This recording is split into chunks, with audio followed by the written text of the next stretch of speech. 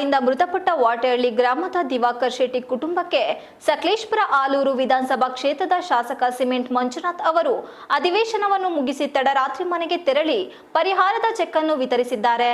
ಸಕಲೇಶಪುರ ತಾಲೂಕಿನ ವಾಟೆಹೊಳೆ ಗ್ರಾಮದಲ್ಲಿ ಕಾಡಾನೆ ದಾಳಿಯಿಂದ ಚಿಕಿತ್ಸೆ ಫಲಕಾರಿಯಾಗದೆ ಮೃತಪಟ್ಟ ದಿವಾಕರ್ ಶೆಟ್ಟಿ ಕುಟುಂಬಕ್ಕೆ ಶಾಸಕ ಸಿಮೆಂಟ್ ಮಂಜು ಗುರುವಾರ ಮಧ್ಯರಾತ್ರಿಯ ವೇಳೆಗೆ ಬಂದು 15 ಲಕ್ಷ ರು ಪರಿಹಾರದ ಚೆಕ್ ವಿತರಿಸಿದರು.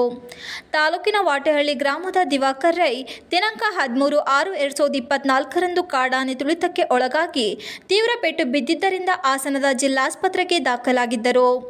ಶಾಸಕ ಸಿಮೆಂಟ್ ಮಂಜುನಾಥ್ ಸೂಚನೆ ಮೇರೆಗೆ ಹೆಚ್ಚಿನ ಚಿಕಿತ್ಸೆಗಾಗಿ ಬೆಂಗಳೂರಿನ ವಿಕ್ಟೋರಿಯಾ ಆಸ್ಪತ್ರೆಗೆ ದಾಖಲಿಸಿ ಕಳೆದ 1 ತಿಂಗಳಿನಿಂದ ಚಿಕಿತ್ಸೆ ನೀಡಲಾಗುತ್ತಿತ್ತು.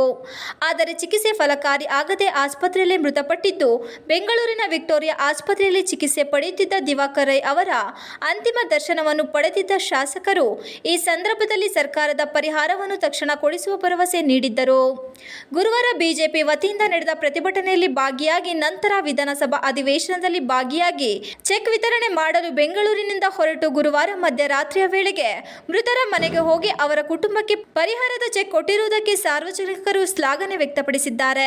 ಮೃತರ ಕುಟುಂಬದವರು ಶಾಸಕರನ್ನು ತಬ್ಬಿಕೊಂಡು ಕಣ್ಣೀರು ಹಾಕಿದ್ದು, ಶಾಸಕರು ಸಾಂತ್ವನ ಹೇಳಿ 15 ಲಕ್ಷ ರು ಪರಿಹಾರದ ಚೆಕ್ ವಿತರಿಸಿದರು. ಈ ಸಂದರ್ಭದಲ್ಲಿ ಶಾಸಕರು ಮಾತನಾಡಿ, ಕಾಡಾನೆ ದಾಳಿಯಿಂದ ಅಮಾಯಕ ವ್ಯಕ್ತಿಯೋರ್ವರು ಬಲಿಯಾಗಿದ್ದು ನನಗೆ ಬೇಸರ ತಂದಿದೆ. ಕಾಡಾನೆ ಸಮಸ್ಯೆ ಬಗೆಹರಿಸುವಂತೆ ಸದನದಲ್ಲೂ ಸಹ ಸರ್ಕಾರಕ್ಕೆ ಮನವಿ ಮಾಡಿದ್ದೇನೆ. ಆದರೆ ಇನ್ನು ಅರಣ್ಯ ಇಲಾಖೆ ಶಾಶ್ವತ ಪರಿಹಾರ ಹುಡುಕುವಲ್ಲಿ ವಿಫಲವಾಗಿದೆ. ಕಾಡಾನೆ ಸಮಸ್ಯೆ ಕೇವಲ ತಾಲೂಕಿನ ಸಮಸ್ಯೆ ಅಲ್ಲ, ಜಿಲ್ಲೆ ಹಾಗೂ ರಾಜ್ಯದ ಹಲವು ತಾಲೂಕುಗಳಲ್ಲಿ ಕಾಡಾನೆ ಸಮಸ್ಯೆ ಇದೆ. ಕಾಡಾನೆ ಸಮಸ್ಯೆ ಬಗೆಹರಿಸುವ ನಿಟ್ಟಿನಲ್ಲಿ ಕೇಂದ್ರ ಹಾಗೂ ರಾಜ್ಯ ಸರ್ಕಾರಕ್ಕೆ ನಿರಂತರವಾಗಿ ಒತ್ತಡ ಹಾಕುತ್ತೇನೆ ಎಂದರು.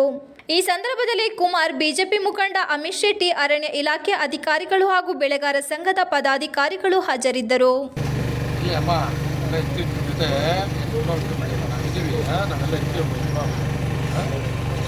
ಏನು ಮಾಡೋದು, ಏನು ಆಟಕ್ಕೆ ಯಾರು ಬೇಕು ಅಂತ ಮಾತ್ರಲ್ಲ, ಏನು ಮಾಡೋದು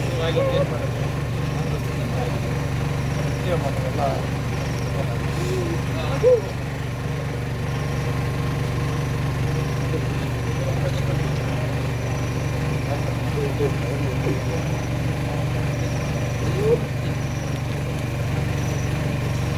ಮುಗಿಸ್ಕೊಳ್ಳೋಕೆ ನಾವು ಎಲ್ಲ ಪ್ರಯತ್ನ ಪಟ್ಟಿದ್ದೀವಿ. ಏನು ಮಾಡೋದು.